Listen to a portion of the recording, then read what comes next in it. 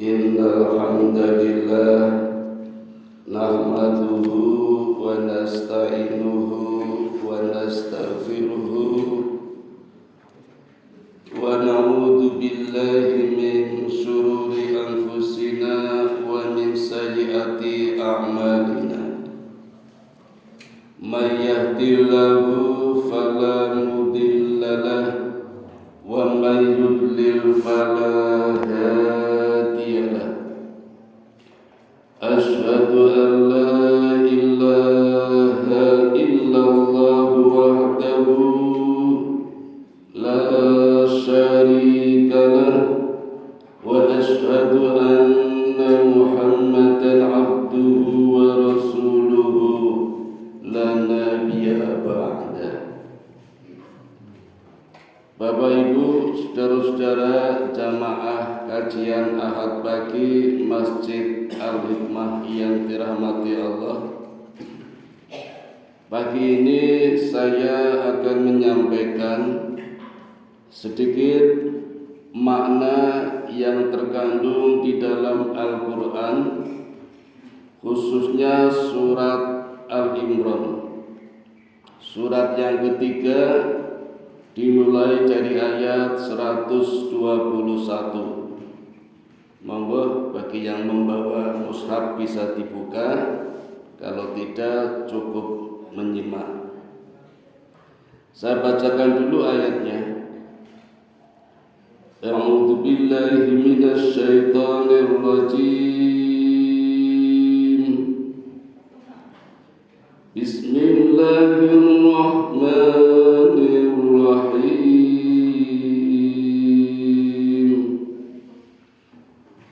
Wa id qadawta min ahlika nubawwi'ul mu'minina maq'ida lil qital wallahu sami'un 'alim.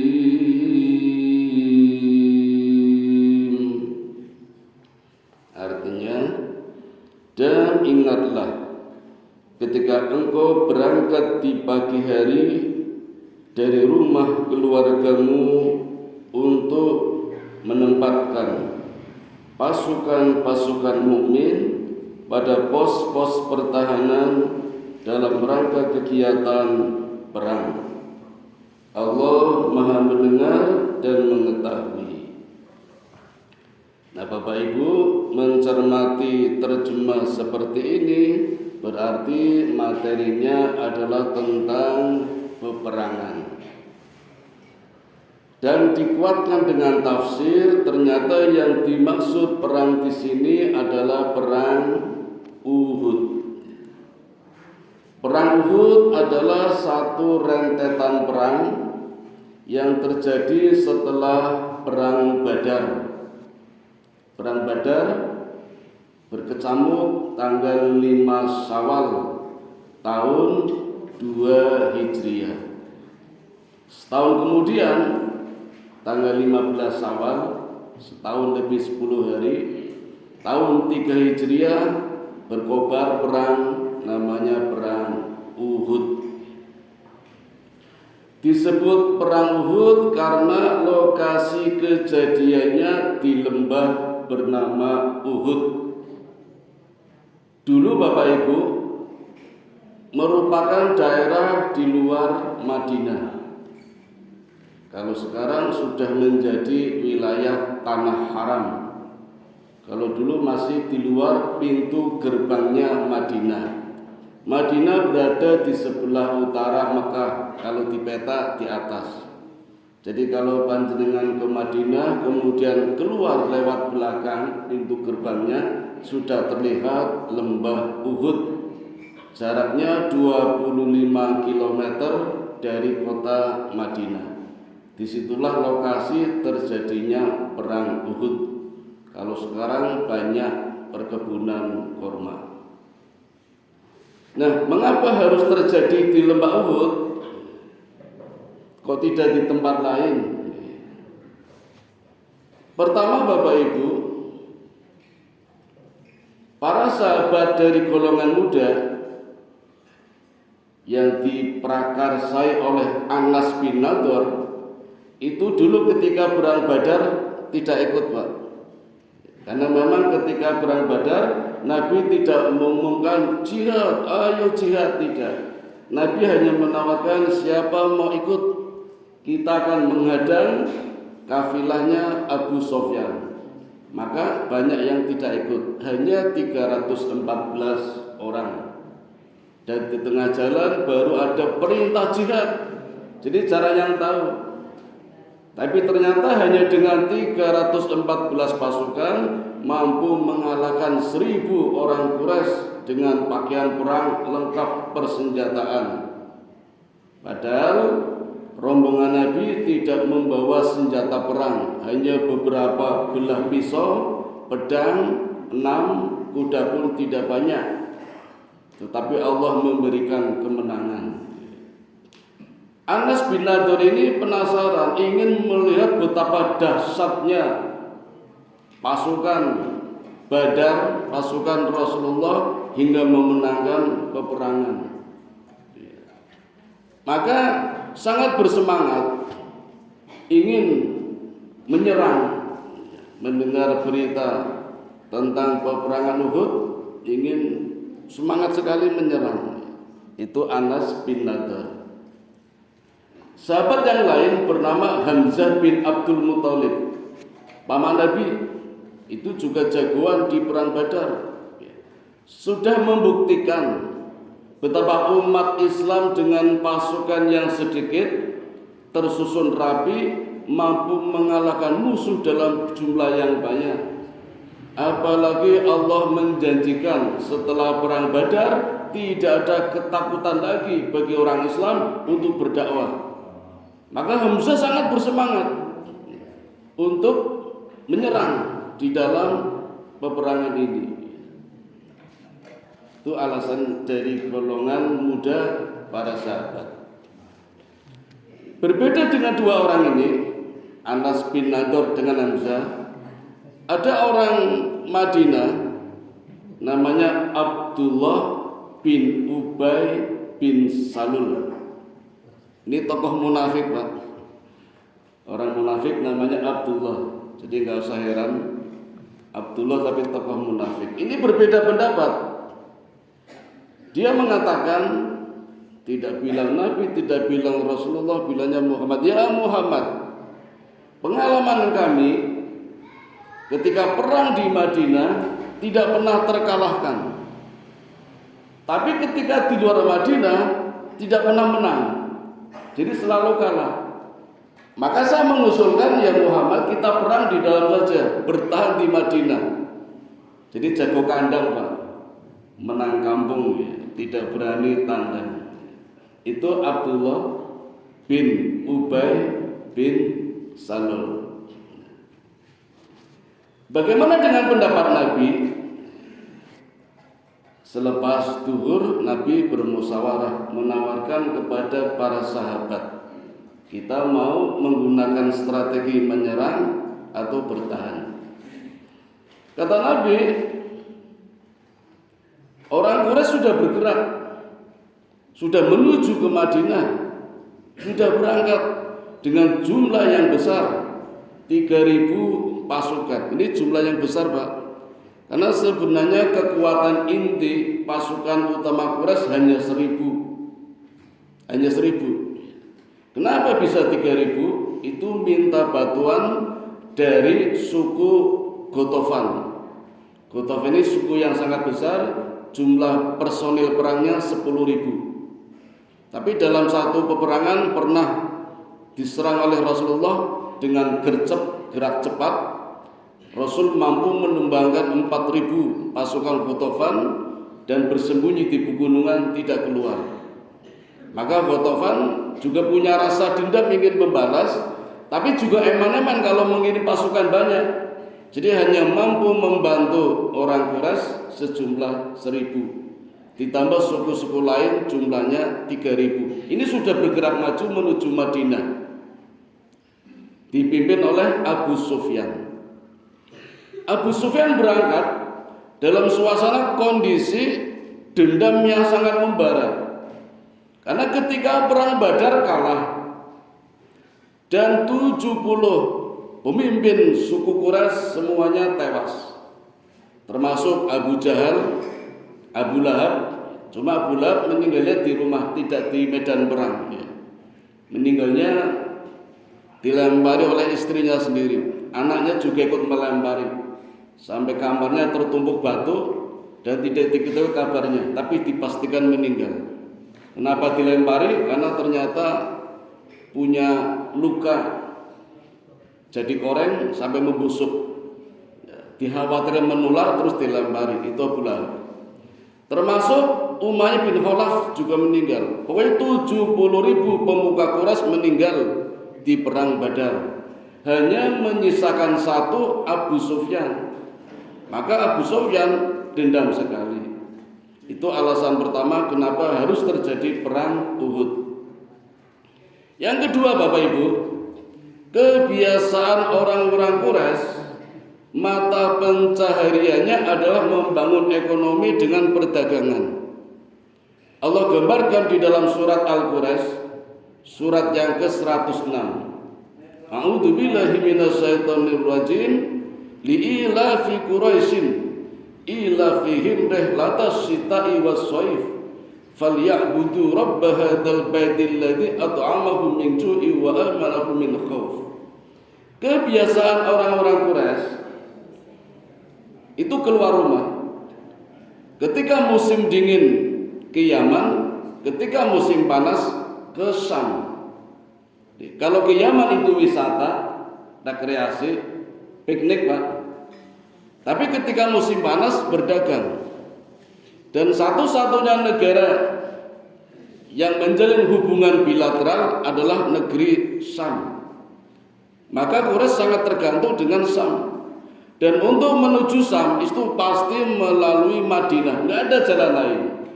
Belum ada jalur laut, belum ada jalur udara, jalur darat, dan harus pasti melalui Madinah.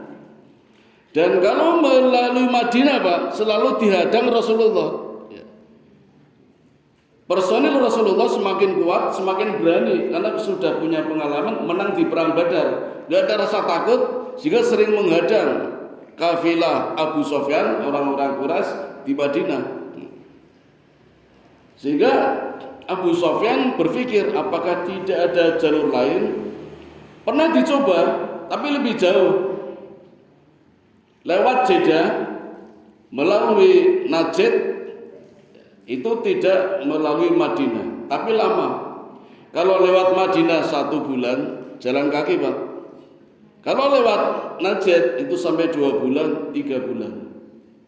Hikmah Allah, Nabi mendengar kalau Abu Sufyan lewat jalur lain, maka Nabi membentuk syariah, pasukan perang tapi jumlahnya kecil, di bawah 100.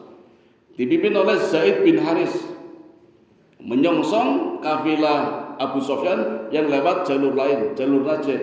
Dan ternyata berhasil, sukses. Pasukan syariah yang dipimpin oleh Zaid bin Haris menang, berhasil merampas semua hasil perdagangannya. Abu Sufyan kembali dengan tangan hampa. Kalau ini terjadi terus, Mekah, Quraisy bakal mati. Perdagangannya berhenti, ekonominya berhenti. Maka Abu Sufyan berpikir, ini tidak ada cara lain kecuali perang dan harus menang. Harus menang. Maka sejak saat itu Abu Sufyan selalu mengobarkan perang, memotivasi rakyatnya. Tiap pagi, sore, siang, memanas-manas, kita harus perang, kita harus perang. Bahkan seminggu sekali di pojok-pojok kota, Abu Sufyan selalu mengumandangkan sumpahnya. Ya Muhammad, kita bertemu di Badar 2, kita bertemu di Badar 2. Di perang Uhud, Pak, disebut juga perang Badar 2. Yang Badar pertama Quraisy kalah, ini akan menyongsong perang Badar 2. Itu sumpahnya Abu Sufyan. Maka tidak main-main, minta bantuan dari suku lain, Ghatafan, dan dapat 1000, sehingga semua jumlah pasukan Abu Sufyan, orang-orang Quraisy berjumlah 3000. Terdiri dari 200 pasukan panah yang dipimpin oleh Khalid bin Walid, kemudian infanteri, kavaleri sejumlah 700 pasukan berkuda, dan sisanya infanteri, prajurit pejalan kaki dengan membawa tombak dan pedang. Dan ada wanita sejumlah 17, wanita penari dan penabuh genderang untuk memberikan semangat, yang dipimpin oleh Hindun, istri dari Abu Sofyan, Hindun bint Utbah, dan satu lagi Sulaif, perempuan namanya Sulaif, dari golongan Abdidar, berangkat menuju Madinah. Paman Nabi bernama Abbas melihat orang-orang Quraisy mulai berangkat, lalu mengirimi surat kepada Nabi. Dan hikmah Allah, perjalanan kurir dari Abbas ini lebih cepat, mampu mendahului pasukan Quraisy, sehingga surat segera sampai di tempat Nabi. Kemudian dibacakan Nabi kalau orang-orang Madinah sudah berangkat, orang-orang Quraisy sudah berangkat menuju Madinah. Nabi berpesan, tolong rahasiakan berita ini. Tapi Nabi mulai mengajak bermusyawarah selepas zuhur dengan para sahabat, bagaimana menanggapi surat yang dikirim oleh Abbas, di mana orang-orang Quraisy akan menyerbu Madinah. Maka seperti tadi, Anas bin Nadur sangat bersemangat ingin menyerang, Hamzah juga begitu. Mereka sudah semuanya berniat jihad, Pak. Satu-satunya tujuan adalah mati syahid. Kalau menang nomor 2. Jadi mati di peperangan itu tujuan utama, surga. Menang itu nomor 2. Itu para sahabat dulu seperti itu. Mungkin berbeda dengan para pejuang sekarang, negara-negara sekarang yang memborbardir orang-orang yang dijajah dengan begitu semangat, tapi tujuannya untuk dunia. Di zaman Nabi tidak. Nah, Nabi mengajak bermusyawarah. Kata Nabi, kalau menurut saya, ini yang ngendika Nabi, saya hanya menyampaikan saja. Karena orang-orang Quraisy sudah berangkat dengan jumlah pasukan yang besar, maka saran saya, pendapat saya, kata Nabi, kita bertahan di Madinah. Walau bagaimanapun kita lebih menguasai medan. Di Madinah kita bisa menyerang musuh dari lorong-lorong, dari gang-gang, bahkan kita bisa menghujani panah dari atap rumah. Jadi pendapatnya Nabi hampir sama dengan pendapatnya pimpinan tokoh orang munafik Abdullah bin Ubay bin Salul. Hampir sama.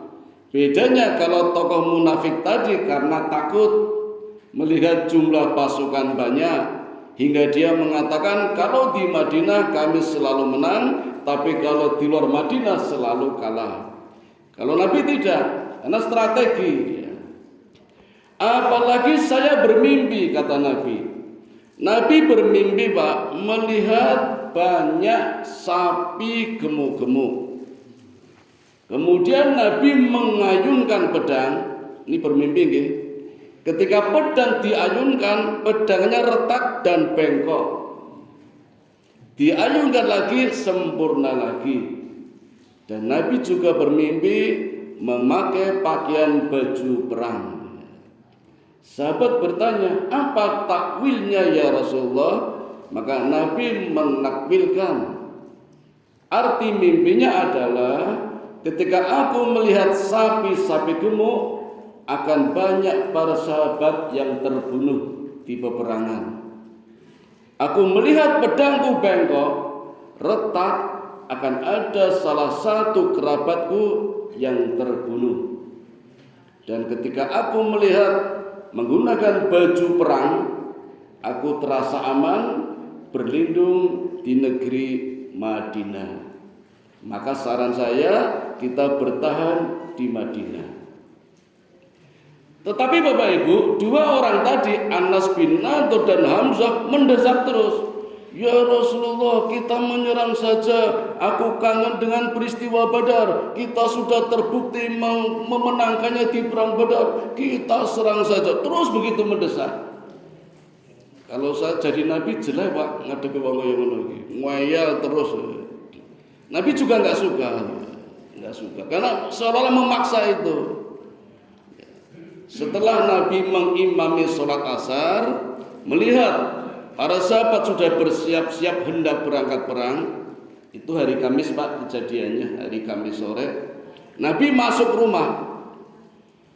Ada sahabat, 2 orang, yang memberikan saran kepada orang-orang sahabat-sahabat golongan muda tadi, termasuk Anas bin Nadir dan Hamzah. Kenapa engkau memaksa Rasulullah? Kenapa engkau melanggar? Berani-beraninya memberikan saran kepada Rasulullah. Minta maaflah kepada Rasulullah. Maka 2 orang ini menyusul dan menunggu di depan rumah Rasulullah untuk meminta maaf dan menawarkan kembali kepada Rasulullah agar menggunakan strategi yang disarankan oleh Rasulullah. Tapi setelah Rasulullah keluar dari rumah, ternyata Rasulullah sudah menggunakan baju perang Pak. Bahkan membawa 2 pakaian perang. Maka ketika sahabat, ya Rasulullah, sekarang terserah engkau. Kami patuh saja, tidak ingin melanggar, tidak ingin menyakitimu. Tapi apa kata Nabi? Nabi bersabda, dan ini sangat masyhur Pak. Dalam hadis diriwayatkan oleh Bukhari, Nabi mengatakan, tidak pantas bagi seorang Nabi yang sudah menggunakan baju perang kembali ke rumah sampai Allah memutuskan siapa yang menang, siapa yang kalah. Jadi pantangan. Ini pelajaran buat kita Pak, Bu. Kalau kita sudah keluar rumah, masih ada nggak yang punya kebiasaan balik lagi ke rumah? Wah, HP-nya carry, wah dompetnya carry. Nah itu godaan Pak. Cara menyembuhkannya, udah berangkat terus. Dompet carry resiko, HP carry resiko. Dulu belum ada HP nggak ada apa-apa kok. Sekarang HP ketinggalan bingungnya bukan main. Itu jadi kebiasaan. Cara menyembuhkannya berangkat. Tunggu resiko berikutnya. Allah akan menolong atau musibah. Nabi begitu. Sudah terlanjur pakai baju perang. Sahabat kembali lagi pada pendapat Rasul. Kata Nabi, tidak. Kita berangkat. Apapun resikonya, menang atau kalah, Allah yang memutuskan. Dengan semangat yang tinggi dan berbaik sangka. Jadi ini hadisnya tentang perang, tapi juga buat kebiasaan kita dalam sehari-hari. Keluar rumah tanpa ragu, ke masjid tanpa ragu. Ke masjid, waduh kompor ulun tak pateni, balik lagi tekan rumah wis komat ketinggalan. Godaan. Tinggal saja resiko. Nah, makanya kalau pengen cermat ya hati-hati, dipikir dulu, dipersiapkan, kompor dipateni urung, setrikane dicabut dereng ya. Kelihatannya ringan ya, tapi hadisnya tentang hadis peperangan. Maka Rasulullah berangkat memenuhi permintaan para sahabat, keluar dari Mekah menuju satu daerah yang bernama Uhud, bentuknya lembah. Jadi di luar Madinah tapi masih dekat. Jadi kalau kenapa Nabi menyarankan bertahan? Kalau di Uhud kalah, nanti orang-orang Quraisy masih bisa ada kesempatan menggempur Madinah dan Madinah kuat. Itu pendapatnya Nabi. Tapi para pemuda menyarankan menyerang. Nabi memenuhinya. Alasannya sahabat bertanya, ya Rasulullah, mimpi panjenengan tadi takwil atau wahyu? Nabi menjawab takwil, kan minta takwil. Kalau begitu saya menyarankan, kata para sahabat, kita menyerang. Maka Nabi berangkat menuju lembah Uhud. Di perjalanan Bapak Ibu, di satu daerah namanya Saud. Jadi antara Madinah dengan Uhud ada namanya Saud. Halamannya sangat luas. Di situ Nabi berangkat dengan 1000 personil. Tetapi di tengah jalan Abdullah bin Ubay bin Salul, sinten Pak? Tokoh munafik tadi menarik diri karena kecewa pendapatnya tidak diterima. Padahal pendapatnya Rasul kan juga tidak diterima. Rasul bertahan tetapi tetap berangkat memenuhi permintaan para sahabat. Tapi Abdullah bin Ubay karena pendapatnya tidak diterima, yang diterima pendapatnya Anas bin Nadir sama Hamzah, kecewa lalu menarik diri 300 pasukan mundur. Jadi pasukan Nabi tinggal berapa, Bu? 700 harus menghadapi 3.000 pasukan Quraisy. 300 pasukan orang munafik mundur. Sahabat, ya Rasulullah, pasukan kita berkurang. Kata Nabi, nggak ada masalah. Allah sengaja membersihkan pasukan kita semuanya muslim, bersih dari orang munafik. Karena tadi 1.000 yang 300 orang munafik itulah. Abdullah mundur, pasukannya ditarik. Kalau mundur saja masih mending, Pak. Kembali ke Madinah, naik genting, teriak-teriak mengejek Rasulullah. Muhammad, kamu akan kalah, kamu binasa, kamu akan tewas, nggak mungkin menang. Jadi malah ngejek. Ini orang munafik, Pak. Hati-hati, di mana saja pasti ada orang munafik. Tempat kita pun ada. Cuma mungkin mengejeknya diam-diam pas kita tidak tahu. Ada itu. Itu malah mengejek itu. Nabi tetap berangkat. Kembalinya 300 orang munafik tidak ikut berperang mempengaruhi pasukan yang lain. Ada 2 suku yang lemah.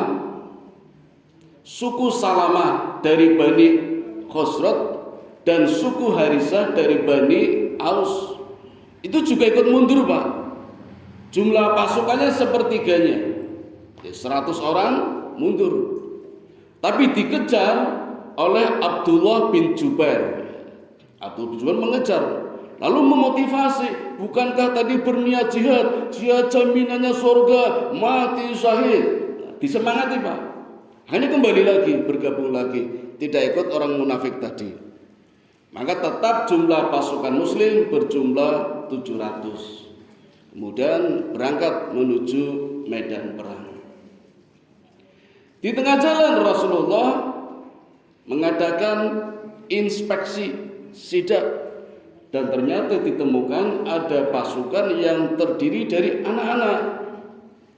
Lalu Nabi memilah, anak-anak tidak boleh ikut karena ada anak kecil. Ada 2, namanya Usamah bin Zaid, usianya 12 tahun. Kemudian Abdullah bin Umar, anaknya Umar, usianya 13 tahun. Nggak boleh ikut. Ada anak kecil lagi, Pak. Melihat anaknya Umar tidak boleh ikut karena usianya 13 tahun. Kemudian Usamah bin Zaid usianya 12 tahun. Ada 2 anak kecil lagi yang pengen ikut. Bilang, ya Rasulullah, saya punya keterampilan. Nabi bertanya, keterampilan apa? Saya bisa memanah ya Rasulullah. Namanya Sumarah bin Jundab, usianya 15 tahun. Apa keterampilanmu? Memanah ya Rasul. Lalu Nabi melemparkan benda, langsung dipanah. Wah, tepat sekali. Coba lagi, Nabi melempar benda, dipanah tepat. Baiklah, boleh ikut kamu. Ya, ikut. Namanya Sumarah bin Jundab. Ada anak kecil lagi, Mary, Pak. Namanya Rafi bin Hudaj. Ya Rasulullah, saya bisa mengalahkan Sumarah. Apa keterampilanmu? Kata Nabi, saya pandai gulat ya Rasul. Silakan. Lalu gulat sama Sumarah, menang, Pak. Jadi yang tadi pandai memanah kalah gulat dengan Rafi. Rafi bisa mengalahkan dengan cara gulat. Kata Nabi, baiklah kamu ikut. Jadi ada 2 anak kecil boleh ikut perang, yang 2 tidak boleh ikut perang. Lalu berangkat menuju peperangan di lembah Uhud. Bapak Ibu sekalian, perang Uhud ini terjadi selama 7 hari. Ada beberapa peristiwa yang terjadi di perang Uhud ini. Di antaranya adalah, ini kisahnya pisah-pisah panggil. Di antaranya adalah seorang sahabat bernama Handolah. Sinten, Pak? Handolah ini pengantin baru. Jumat malam ijab, resepsi walimahan. Kesel, capek, jadi nggak sempat menggauli istrinya di malam hari. Paginya habis jamaah subuh baru menggauli istrinya. Pun paham nggih? Mboten usah cerita niki, pun paham. Belum sempat mandi junub, ada perintah jihad. Sahabat Nabi berteriak, jihad, ayo jihad, ayo jihad. Sabtu pagi Pak, di waktu duha. Mendengar berita jihad, alhamdulillah langsung masuk ke medan pertempuran. Kemudian terbunuh. Ketika Nabi melihat jasadnya Handullah, Nabi mengalihkan pandangannya. Sahabat bertanya, ada apa ya Rasul? Nabi mengatakan, Handullah ini istrinya sedang memandikan suaminya. Istrinya menjadi bidadari dan memandikan suaminya. Mandi junub karena tidak sempat mandi junub. Di riwayat lain Nabi mengatakan Handullah ini sedang dimandikan oleh para malaikat. Mandi junub karena nggak sempat junub. Maka Handullah bergelar Ghazail malaikat, orang yang dimandikan malaikat. Bapak Ibu, ini bukan kisah sembarangan, kisah menakjubkan. Bagaimana Handullah berkorban di hari pertama pernikahan, yang kebanyakan orang bersenang-senang dengan istrinya, tapi begitu mendengar perintah jihad berangkat. Keluarga ditinggal, istri ditinggal, dan taruhannya adalah mati. Jadi orang-orang dulu Bapak Ibu, para sahabat, itu yang nomor satu adalah perintah Rasul setelah Allah. Keluarga nomor sekian, istri nomor sekian, anak nomor sekian, pimpinan nomor sekian, kantor pekerjaan, begitu mendapatkan perintah Allah, tinggalkan semuanya. Mereka yakin betul kalau perintah Allah pasti benar. Kalau ada hadis barang siapa sedekah atau mengganti 10 kali, itu benar, yakin, jadi nggak akan ragu. Itu orang-orang dulu, para sahabat seperti itu. Memang berat menjadi sahabat, tapi begitulah mereka punya prinsip Rasulullah nomor satu, setelah Allah lainnya berikutnya. Maka berumah tangga saja ditinggal, istrinya saja ditinggal. Ini kalau terjadi di tempat kita kayaknya nggak mungkin Pak. Kayaknya nggak mungkin. Sholat subuh saja gerimis, kadang nggak berangkat. Ini baru sholat subuh, belum perang ini. Dulu ada yang bertanya, apa hukumnya tidak sholat subuh bagi pengantin baru? Ini dulu panjenengan pas pengantin baru sholat subuh mboten batang masjid. Jawabannya ya tetap dosa, karena sholat subuh berjamaah. Apapun alasannya, nggak ada udzur. Alhamdulillah perang jihad ini baru sholat subuh, belum jihad ini. Maka kadang Bapak Ibu sekalian kita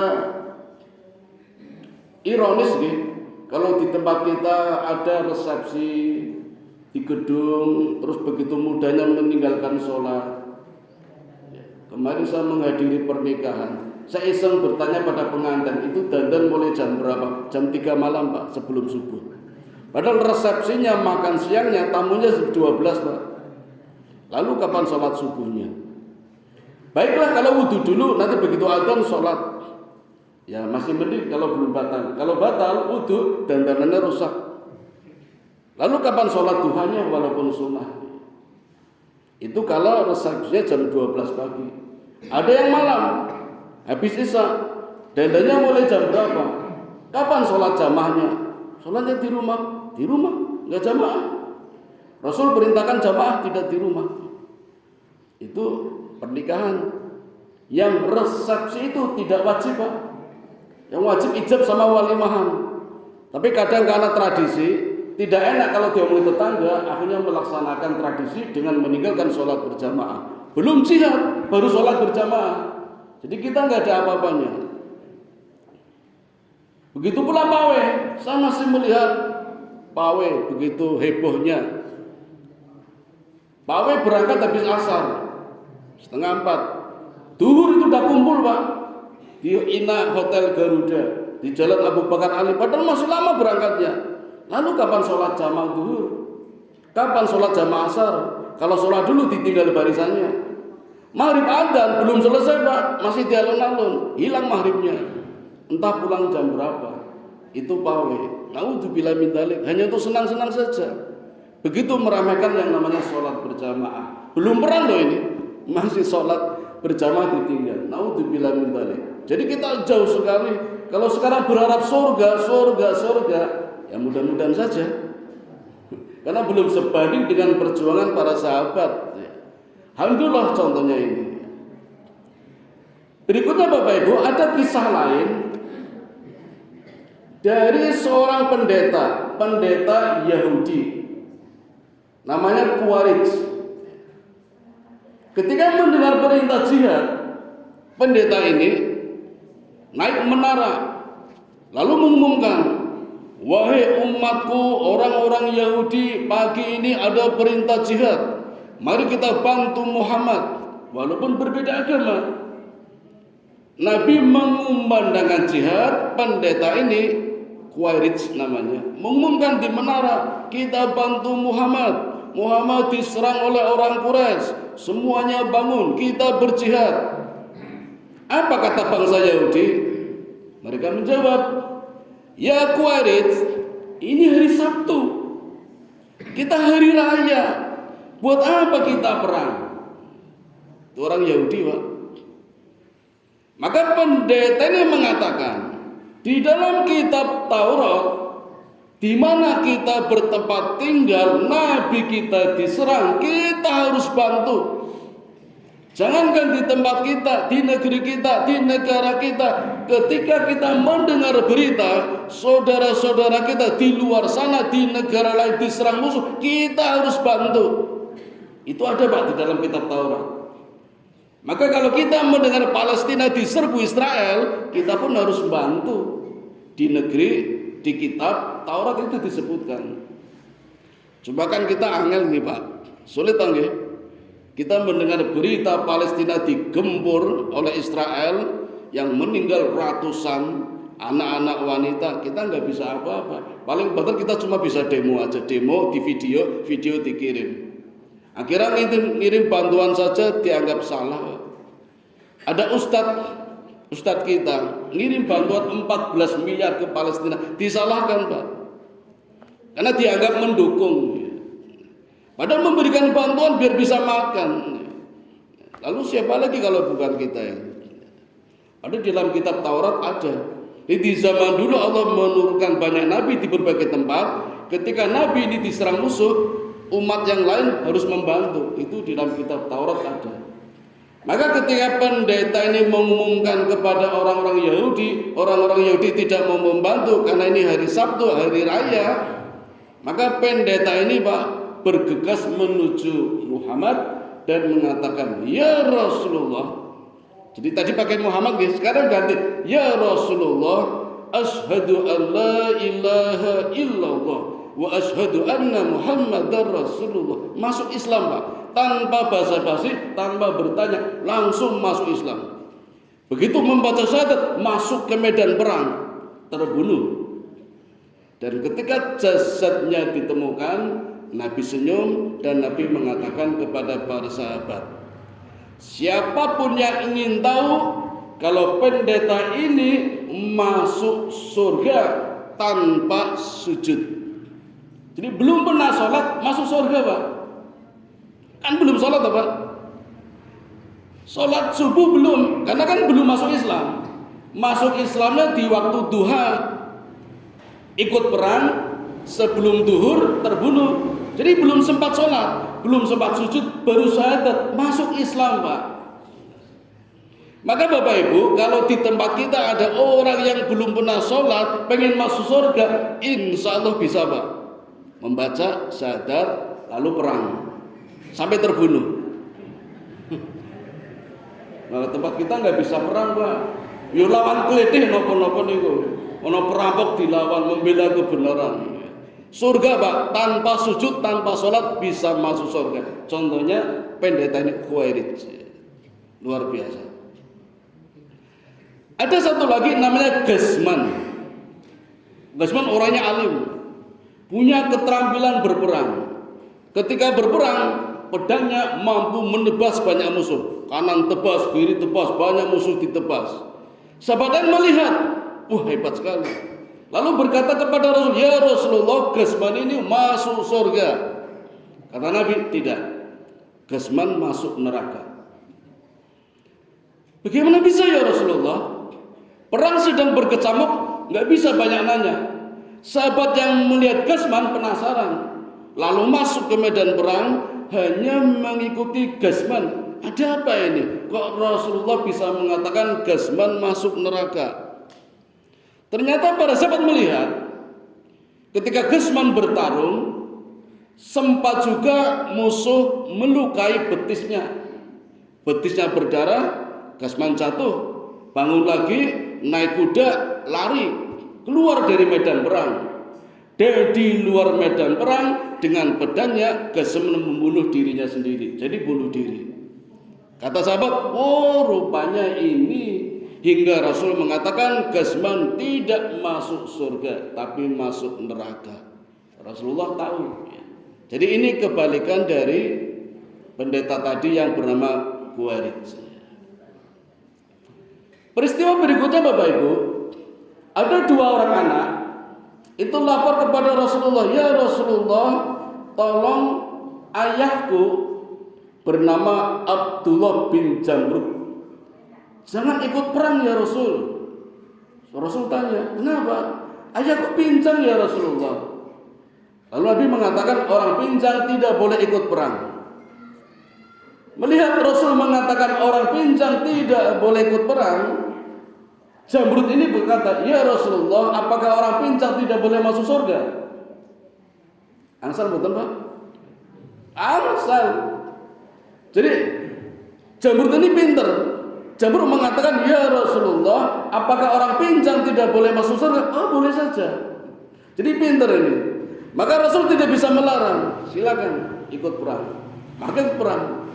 Terbunuh, masuk surga. Nah itulah beberapa peristiwa yang berkecamuk di perang Uhud sebagai motivasi oleh Rasulullah kepada para sahabat biar semangat. Walaupun jumlahnya sedikit, hanya 700, harus menghadapi 3.000 personil orang-orang Quraisy yang kuat. Di pihak Quraisy Bapak Ibu, ada budak hitam dari Afrika namanya Wahsy. Wahsy ini cerita kepada Jubair, bapaknya Abdullah bin Jubair. Jadi di pasukan Muslim ada Abdullah bin Jubair, ini anaknya. Bapaknya Jubair. Ini, jadi beda agama Pak. Bapaknya ikut Quraisy, anaknya ikut Muslim. Nah Jubair ini punya budak namanya Wahsy. Wahsy cerita kepada majikannya, ya tuanku, dulu di perang Badar ada pasukan orang yang sangat kuat namanya Hamzah. Hamzah telah membunuh paman tuan, paman majikan. Maka Jubair mengatakan, ya Wahsy, kalau engkau bisa membunuh Hamzah atau Rasulullah, aku bebaskan jadi budak. Jadi merdeka, enggak jadi budak. Istri Abu Sufyan bernama Hindun mendengar berita ini. Hindun juga dendam karena bapaknya terbunuh, pamannya terbunuh, saudaranya terbunuh, 3 orang terbunuh. Yang membunuh Hamzah. Maka dendam sekali dengan Hamzah. Ikut manas-manasi Wahsy. Maka Wahsy bercerita kepada majikannya. Di dalam perang Uhud ini Wahsy mengendap-endap, mengintai, mencari saat yang tepat. Dan tibalah saat yang tepat ketika melihat Hamzah yang bergelar singa bertemu dengan Siba. Siba itu singa yang ekornya putus. Ini istilah Arabnya Siba. Siba itu singa. Anak singa yang ekornya putus. Siba. Hamzah artinya singa. Memang hobinya berburu singa. Ketika Hamzah bertarung dengan Siba terbunuh. Hamzah menang. Tapi begitu Hamzah menang, Wahsy ada kesempatan, ada celah melihat Hamzah. Maka ingat janjinya akan dimerdekakan, dibebaskan dari budak. Maka tujuannya hanya itu. Jadi di tengah berkecamuknya perang Uhud, Wahsy tidak ikut berperang Pak, tapi hanya menyelinap, mengintip, mencari saat yang tepat untuk membunuh Hamzah. Jadi tujuannya itu, di tengah-tengah berkecamuknya perang, tidak ikut perang, hanya mengintai Hamzah dan dibalas saat yang tepat. Maka dengan tombaknya begitu cepat, langsung menancapkan ke perutnya Hamzah sampai tembus Pak. Hamzah sangat kuat. Kalau orang lain jatuh, Hamzah belum jatuh, masih di atas kuda dan melihat Wahsy, maka Wahsy dikejar. Begitu dekat hingga Wahsy tertangkap, akhirnya Hamzah terjatuh karena banyak mengeluarkan darah. Dan setelah dipastikan Hamzah meninggal, pedang itu dicabut lagi, tombaknya dicabut oleh Wahsy, dan Wahsy dibebaskan dari budak, merdeka. Itu perintahnya majikannya namanya Jubair. Pesan Hindun kepada Wahsy, robek dadanya, jantungnya buat aku, akan aku makan. Ini banyak riwayat Pak. Riwayat lain mengatakan Hindun berhasil makan jantungnya Hamzah, riwayat lain tidak berhasil karena mentah. Tapi Rasul mengatakan, dan Rasul melihat jasadnya Hamzah itu dimutilasi. Hidungnya dipatah, telinganya diiris, dadanya terbelah, maka dipastikan jantungnya diambil, tapi tidak dimakan. Nah, melihat peristiwa ini Rasulullah menangis, sangat sedih sekali. Tidak seperti biasa para sahabat menyaksikan Rasul menangis di perang Uhud. Dan Wahsy sendiri ternyata menyesal Pak. Setelah membunuh Hamzah, Wahsy menyesal walaupun sudah merdeka. Dan Wahsy mengatakan tidak ada pengganti rasa penyesalanku kecuali aku harus berjihad dan membunuh orang yang sebanding dengan Hamzah dengan tombakku ini.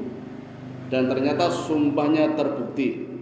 Nanti Pak di khalifah berikutnya Wahsy berhasil membunuh nabi palsu namanya Musailamah al-Kadzab dengan tombaknya yang dipakai untuk membunuh Hamzah. Itu Wahsy. Dan Wahsy juga meninggal. Nah, kembali ke perang Uhud Bapak Ibu sekalian. Perang sudah hampir dimulai. Jadi perang itu 7 hari Pak. Jadi perang istirahat, perang leren. Karena Nabi sendiri juga mengatakan di dalam hadis, Nabi tidak pernah menyerang musuh kecuali di pagi hari. Jadi malam istirahat. Bahkan ketika mendengar adzan, Nabi menghentikan serangannya. Maka begitu adzan selesai, Nabi baru menyerang lagi. Itu selama 7 hari. Bapak Ibu, saya yakin panjenengan pasti pernah mendengar berita kalau perang Uhud umat Islam kalah. Benar nggih? Sama kalau ngingatan. Benar, tidak salah. Tapi yang perlu kami sampaikan Bapak Ibu, perang ini ada 3 fase. Menang, kalah, menang. Tapi yang sering disampaikan adalah umat Islam kalah. Ya memang kalah. Tapi saya perlu melengkapi bahwa perang Uhud ini tidak langsung kalah. Menang dulu, kemudian kalah, dan menang. Karena Allah juga menjanjikan di dalam surat Al-Imran tadi, ayat 121 tadi nggih. Sekarang yang 122 saya bacakan terjemahannya saja. Ingat pula lah ketika 2 golongan di antaramu merasa lemah dan kecut menghadapi pertempuran, padahal Allah adalah pelindung mereka. Hendaklah kepada Allah saja orang-orang yang beriman bertawakal. Ayat 123, sesungguhnya Allah telah menolongmu di peperangan Badar, sedang kamu ketika itu lemah dalam perlengkapan. Karena itu bertakwalah kepada Allah, semoga Allah mensyukurinya. Semoga kamu mensyukurinya. Ini di perang Badar. Ayat 124, ingatlah ketika engkau mengatakan kepada orang-orang mukmin, apakah tidak cukup bagimu bantuan Allah sejumlah 3.000 malaikat yang diturunkan dari langit? Jadi Allah akan menurunkan bantuan dari langit Pak. Malaikat sejumlah musuhnya 3.000, Allah turunkan bantuan berupa malaikat 3.000 malaikat. Sama di perang Badar, musuhnya 1000, Allah turunkan malaikat 1000. Di perang Uhud, musuhnya 3000, Allah kirimkan 3000 malaikat. Sampai Allah mengatakan, apakah tidak cukup? Lalu Nabi menjawab, cukup ya Allah. Allah melanjutkan, jika kamu sabar dan siap siaga, kemudian mereka datang menyerangmu dengan tiba-tiba, niscaya Allah menolongmu dengan 5000 malaikat penyerbu. Jadi ada malaikat biasa, ada malaikat penyerbu, malaikat pemburu yang siap menyerbu. Kalau ada musuh datang mendadak, ini siap menyerbu. 5000 malaikat Pak, padahal musuhnya 3000. Menang apa kalah? Pasti menang. Tapi di sini ada syarat. Syaratnya kata Allah, jika kamu sabar dan siap siaga, Allah akan turunkan 5000 malaikat penyerbu. Bukan malaikat biasa, malaikat penyerbu. Malaikat Israel, pencabut nyawa. Jadi jangan dikira Bapak Ibu malaikat Israel cuma satu, banyak. Mati massal itu kan menandakan bahwa malaikat itu banyak, termasuk di perang ini.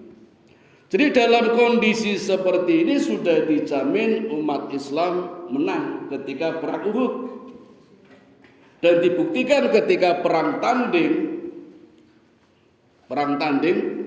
dari kalangan Quraisy tampil Tolha bin Abi Tolha masih di atas kuda, begitu menantang Mubarozah perang tanding langsung disergap oleh Zubair bin Awam, langsung menyergap, dibunuh, tewas, jatuh. Maka mulai berkecamuk perang. Dan di dalam perang ini Bapak Ibu sasarannya adalah bendera. Siapa yang mampu mengibarkan bendera menang. Yang benderanya jatuh kalah. Maka targetnya sama-sama mengejar bendera. Abu Sufyan sebagai pimpinan orang Quraisy mengatakan kepada Abdidar, suku Abdidar, ya Tolha, dulu di perang Badar Quraisy kalah gara-gara kamu. Kamu pemegang bendera tidak bisa memegang bendera. Bendera biasanya di belakang atau di tengah, kamu di depan, dan begitu mudah disergap oleh muslim dan kalah. Sekarang aku tanding, mau megang bendera atau tidak? Memegang bendera Bapak Ibu di peperangan sangat mulia, terhormat. Maka Abdidar mengatakan kami tetap memegang bendera. Maka bendera diserahkan kepada Bani Abdidar. Abdidar Tolha Bapak Ibu punya anak 7, 6 laki-laki, 1 perempuan. Itu bendera yang dipegang oleh bendera Quraisy yang dipegang oleh Abdidar, suku Bani Abdidar. Bendera Muslim dipegang oleh Suhaib, Mus'ab. Nah, maka mulai berkecamuk dengan sasaran bendera. Tokoh pahlawan kita di perang Uhud ini adalah Hamzah, Ali bin Abi Thalib, Zubair bin Awam, Mikdad. 4 orang ini Bapak Ibu sangat mulia. Maka Nabi menawarkan kepada para sahabat, Nabi mengangkat pedang. Siapa di antara kalian yang akan memberikan hak Allah dan Rasul di pedang ini? Tampil Hamzah yang begitu semangat, saya ya Rasul. Tapi begitu pedang mau diambil Hamzah, Rasul lari kembali. Hamzah duduk. Rasul mengatakan lagi, siapa yang bisa memberikan hak Allah dan Rasul kepada pedang ini? Tampil Ali bin Abi Thalib, jagoan perang Badar. Sama Nabi ditarik lagi, Ali duduk. Nabi nampakkan lagi, siapa yang akan memberikan hak Allah dan Rasul di pedang ini? Tampil Zubair bin Awam yang punya keterampilan berperang dengan 2 senjata trisula, dan setiap perang Bapak Ibu Zubair selalu menggendong anaknya Pak. Saya kira nggak ada dalam peperangan menggendong anak, gendongnya di depan. Jadi kalau tanding sama musuh resikonya mati anaknya. Itu Zubair Pak. Jadi kalau dengan sholat ke masjid bawa anak belum apa-apa itu. Zubair perang Pak bawa anak Pak. Zubair bin Awam. Kata Nabi, duduk Zubair. Pedang tidak diberikan. Nabi nawarkan lagi, barang siapa yang hendak memberikan hak Allah dan Rasul kepada pedang ini, ambillah pedang ini. Tampil Mikdad. Mikdad, Pak, ukurannya tinggi, besar, suaranya lantang. Jadi kalau berteriak, musuh bergetar, Pak. Kata Nabi, Mikdad duduk. Pedang ditarik lagi. Bapak Ibu, 4 orang ini orang mulia. Hamzah, Ali, Zubair, Mikdad. Masing-masing punya kekuatan 1000 orang, Pak. Jadi satu orang mampu mengalahkan 1000 orang. Jadi sebenarnya di perang Uhud yang musuhnya cuma 3000 itu bisa kalah dengan 4 orang ini. Oh, kekuatannya 4000 ini. Mestinya nggih, mestinya. Dikisahkan oleh Umar di zaman Khalifah Umar, Amr bin As itu pernah menulis surat kepada Umar, "Ya Umar, kirimkan aku pasukan 4000 karena pasukanku baru ada 8000." Ada hadis Bapak Ibu, hadisnya begini, genapkanlah pasukanmu 12.000 pasti menang. Ini masih rahasia, saya juga masih mengkaji kok bisa dengan menggenapkan 12.000 pasti menang, selalu menang dalam peperangan. Rasul begitu, Pak. Nah, Amr bin As baru ada 8.000, kurang 4.000, menulis surat kepada Umar. Lalu Umar mengirim pasukannya. Berapa, Pak? 4.000. Boten, hanya 4 ini. Tapi kekuatannya 4.000 ditambah 8 sudah 12.000. Tapi 4 orang ini yang minta pedang sama Rasul, pedang tidak dikasihkan. Rasul menawarkan lagi. Yang kelima tampil sahabat mulia bernama Abu Dujana. Abu Dujana bertanya, "Ya Rasulullah, apa haknya Allah dan Rasul di pedang ini?" Inilah kalimat yang ditunggu Rasulullah. Rasul menunggu kalau ada sahabat bertanya. Yang 4 tadi tidak bertanya, Pak, langsung ambil pedang saja. Rasul nggak ikhlas, tarik lagi pedangnya. Ini Abu Dujana bertanya, "Ya Rasulullah, apa haknya Allah di pedang ini?" Dan juga Rasul. Lalu Nabi mengatakan, "Abu Dujana, hantamkan pedang ini ke medan perang. Musuh tebas dengan pedang ini." Lalu pedang dikasihkan Abu Dujana. Wah, senang banget Abu Dujana. Ikatnya yang tadinya hitam diganti merah. Ikat merah itu menandakan siap perang, Pak. Jadi kalau panjenengan ke Mekah, Pak, ke Madinah, nganggo ikat merah, berarti siap perang. Hati-hati nih, Pak. Itu diganti. Dan di hadapan musuh, Abu Dujana dengan pedangnya Rasulullah menari-nari, Pak. Atraksi demo. Jempalikan ya, senang karena saking senangnya membawa pedang Rasulullah. Sahabat yang lain mengatakan, "Ya Rasulullah, betapa sombongnya Abu Dujana. Aku khawatir ya Rasulullah." Lalu Nabi mengatakan kepada para sahabat, tingkah polanya Abu Dujana itu dosa besar, kecuali di tempat ini. Jadi ternyata boleh, Pak, sombong di depan musuh boleh. Tujuannya menakut-nakuti musuh. Jadi nggak usah takut. Maka dengan pedangnya Rasulullah, Abu Dujana langsung masuk ke medan peperangan. Ada sahabat namanya Ka'ab, itu penasaran, ingin tahu apa yang dilakukan oleh Abu Dujana, hingga Rasul mengatakan, tunaikan haknya Allah dan Rasul di dalam pedang ini. Maka Ka'ab masuk ke medan perang, tapi tujuannya bukan perang, Pak. Ingin tahu apa yang dilakukan Abu Dujana. Di sepanjang peperangan, Ka'ab hanya berdoa, "Ya Allah, pertemukan aku dengan Abu Dujana. Aku izinkan aku melihat Abu Dujana." Sehingga di dalam berkecamuknya perang, Ka'ab selamat, gak ada yang bunuh, Pak. Allah melindungi. Tapi melihat Abu Dujana beraksi dengan menggunakan pedangnya Rasulullah. Dan ternyata benar, dengan pedangnya tebas sana sini, sampai akhirnya bertemu dengan orang yang besar, dan Abu Dujana dipukul dengan pedangnya musuh sampai tamengnya putus, tapi masih bisa bertahan. Dan dalam kondisi bertahan, pedangnya Abu Dujana yang punya Rasul ditebaskan kembali ke musuh sampai musuh terbelah kepalanya menjadi 2.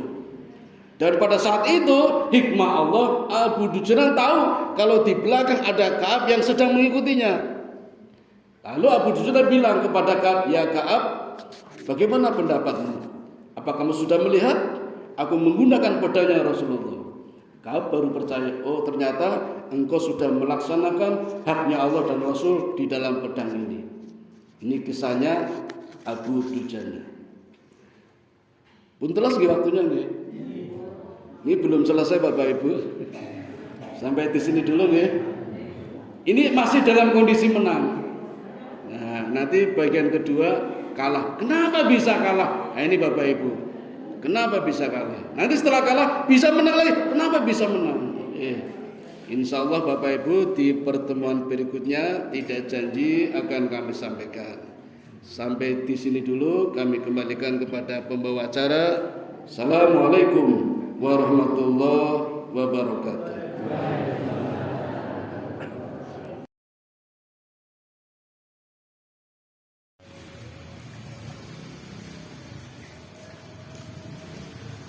Allahu Akbar.